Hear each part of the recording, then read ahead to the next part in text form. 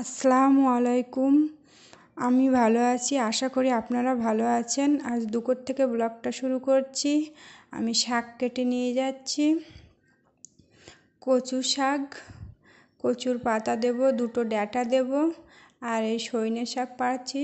আমাদের গাছ, এখানে অল্প একটু সবজি করা হয়, বেশি না, খাওয়ার মতো দুটো চারটে করে করে।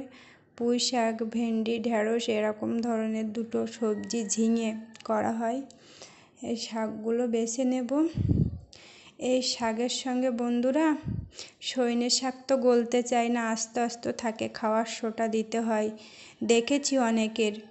কিন্তু আমি এই সজনে শাকের সঙ্গে আর একটা শাক মিক্সড করব, যেটা হচ্ছে যাই কচু শাক বলে বন্ধুরা। কচু শাক বা ডাঁটা, যে কচুর পাতা হয় সে পাতা ডাঁটা, ওটা মিক্সড করব। ওটা করলে ভালো গলে যায়, খাওয়ার সোটার আর প্রয়োজন হয় না, ভালোই গলে যায়। এই কচুর পাতা দিয়েছি, আর এই অল্প একটু ডাঁটাও দিয়ে দেব এতে, দিয়ে রান্না করব। সে দুটো না তিনটে ডাঁটা আছে এখানে, ওটা বেছে দিয়ে দেব। এই শাকে অল্প একটু জল দিলে জল বার হয়, তো বেশি জল দেওয়ার দরকার নেই। যেরকম রান্না করি ওইভাবে শাক রান্না করবেন, কিন্তু গলে যাবে ভালো, এটা আপনাদের গ্যারান্টি দিয়ে বলতে পারি।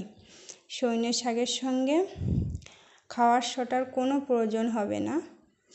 যদি ওই কচু শাক বা পাতা বা ডাঁটা যেটাই দেন না কেন, অল্প একটু দিয়ে দেবেন, ভালোই গলে যাবে।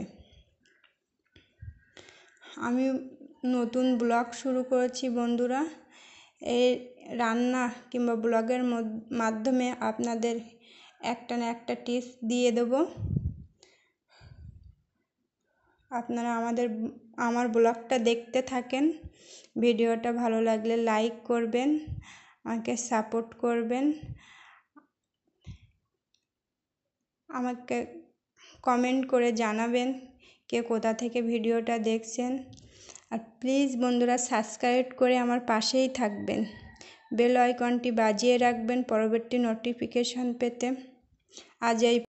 আজ এই পর্যন্ত। আগামীকাল দেখা হবে নতুন কোনো ব্লগের সঙ্গে ইনশাআল্লাহ।